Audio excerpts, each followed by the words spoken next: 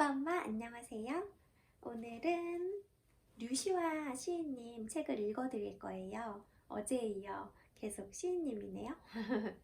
저 며칠 전에 제가 되게 좋아하는 우리 회사 선배님께서 이 책을 선물해 주셨어요. 내가 생각한 인생이 아니야. 이거 류시화 시인님 한 달 전에 나온 에세이집인데 제가 한 4, 5년 전쯤에 또 류시화 시인님 책 좋은지 나쁜지 누가 아는가 이 책을 선물 받았었거든요. 그래서 최근에 선물 받은 책은 아직 다 읽지 못한 관계로 제가 갖고 있으면서 참 좋다고 생각했던 이 좋은지 나쁜지 누가 아는가 책을 조금 읽어드릴게요. 대학 졸업을 앞두고 장차 무엇을 할까 고민하던 중에 친구가 모 언론사의 입사 지원서를 구해왔다. 그는 함께 지원하자며 내게도 한 장 내밀었다. 잘하면 외국 특파원으로 나갈 수도 있다는 친구의 말이 결정적이었다. 우리는 운이 좋으면 히말라야로 취재를 떠나 성자나 외계인과 인터뷰하는 특종을 터뜨릴 수 있을지 모른다고 농담을 하며 열심히 지원서를 작성했다. 그런 우스갯소리를 한 것은 미래에 대한 불안감을 잊기 위한 나름대로의 전략이었다. 필기시험은 열흘 뒤였다. 지금도 서울 북악터널 부근에 있는 국민대학교 앞을 지나갈 때면 그때의 일이 떠오른다. 시험장이 그곳이었다. 어떤 과목이든 자신 있다고 큰 소리치면서 곰팡내 나는 월세방에서 밤새워 예상 문제집을 풀었다. 드디어 시험일인 일요일. 설레는 가슴을 안고 아침 일찍 시험장에 도착했다. 그런데 학교가 이상하리 많지 고요했다. 시험 장소를 가리키는 화살표 방향을 따라 강의실로 가니 텅 비어 있었다. 정문으로 다시 가서 물었더니 수희 아저씨가 이상한 눈으로 존 레논처럼 생긴 장발의 청년을 쳐다보며 시험은 오늘이 아니라 어제였다고 말했다. 날짜를 착각한 것이다. 망연자실 서 있다가 수희 아저씨의 눈초리가 하도 강렬해 학교 앞 골짜기에 있는 국밥집으로 가서 아침부터 혼자 술을 마셨다. 사회에 편입될 수 없는 천형을 받은 자신을 한탄하며 인생이 첫 구간부터 막혔다는 불길한 생각을 지울 수 없었다. 그날 정릉에서 종로까지 비틀거리며 걸어와 조계사 법당에서 여자인지 남자인지 모르게 긴 머리로 가리고서 부처님께 절하는 척 엎드려 잠이 들며 나는 생각했다. 이것은 다른 인생을 살라는 하나의 계시라고. 세상 속에서 살되 세상에 소속되지는 말자고.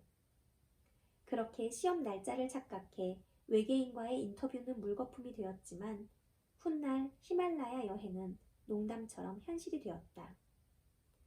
만약 우리가 전체 그림을 볼 수 있다면, 전체 이야기를 안다면 지금의 막힌 길이 언젠가는 선물이 되어 돌아오리라는 것을 알게 될까? 그것이 삶의 비밀이라는 것을, 우리의 가슴을 뛰게 하는 것은 지나간 길이 아니라 지금 다가오는 길이다. 한 남자가 큰 회사의 사원직에 지원했다. 면접관이 그에게 사무실 바닥을 청소해보라고 했다. 그의 청소하는 태도를 만족스럽게 지켜본 면접관이 말했다. 당신을 채용하겠소. 고용계약서와 근무 조건 등 세부 사항을 보내줄 테니 당신의 이메일 주소를 주시오. 남자가 말했다. 저는 컴퓨터도 없고 이메일도 없습니다. 그러자 면접관이 말했다. 이메일이 없다면 당신은 존재하지 않는 것이나 마찬가지오. 미안하지만 우리 회사는 존재하지 않는 사람을 고용할 순 없소. 남자는 희망을 잃고 그곳을 떠났다. 무엇을 해야 할지 알 수 없었다. 주머니에는 단돈 10달러가 전부였다. 고민하던 그는 과일 도매상에 가서 10달러짜리 토마토 한 상자를 샀다. 그리고 집집마다 다니며 그 토마토를 팔았다. 2시간도 안 돼 그는 전 재산을 2배로 만드는 데 성공했다. 같은 날 그 일을 3차례 반복한 결과 80달러를 주머니에 넣고 집에 돌아갈 수 있었다. 이런 식으로 살아갈 수 있다는 것을 깨달은 남자는 아침 일찍부터 밤 늦게까지 날마다 토마토를 팔았다. 매일 그의 재산은 2배 혹은 3배 늘었다. 얼마 후에는 수레를 사고 또 얼마 후에는 트럭을 샀다. 곧이어 여러 대의 배달 트럭을 구입했다. 5년 후 이 남자는 매우 큰 규모의 식품 도매업체 사장이 되었다. 성공한 남자는 가족의 미래를 위해 보험을 들기로 결정했다. 상담을 마칠 무렵 보험사 직원이 그의 이메일 주소를 물었다. 그러자 남자는 대답했다. 나는 이메일이 없소. 보험소 직원이 놀라며 말했다. 이메일도 없는데 이렇게까지 성공하셨군요. 만약 이메일이 있었다면 지금쯤 무엇이 되었을지 상상이나 하시겠습니까?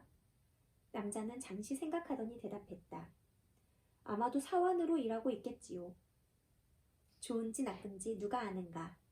삶의 여정에서 막힌 길은 하나의 계시이다.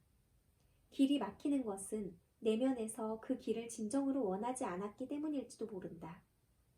우리의 존재는 그런 식으로 자신을 드러내곤 한다. 삶이 때로 우리의 계획과는 다른 길로 우리를 데려가는 것처럼 보이지만 그 길이 우리 가슴이 원하는 길이다. 파도는 그냥 치지 않는다. 어떤 파도는 축복이다. 머리로는 이 방식을 이해할 수 없으나 가슴은 안다.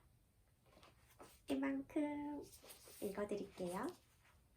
책 제목과 같은 제목의 꼭지 내용이었어요. 좋은지 나쁜지 누가 아는가. 네, 좋은지 나쁜지 아무도 알 수 없죠. 그쵸? 그러니까 지금 당장 좌절되거나 조금 실망스러운 일이 있더라도 이게 끝날 때까지 끝난 게 아니라는 거 다들 잘 알고 계시겠지만 저도 항상 그 마음으로 힘차게 살게요. 함께 우리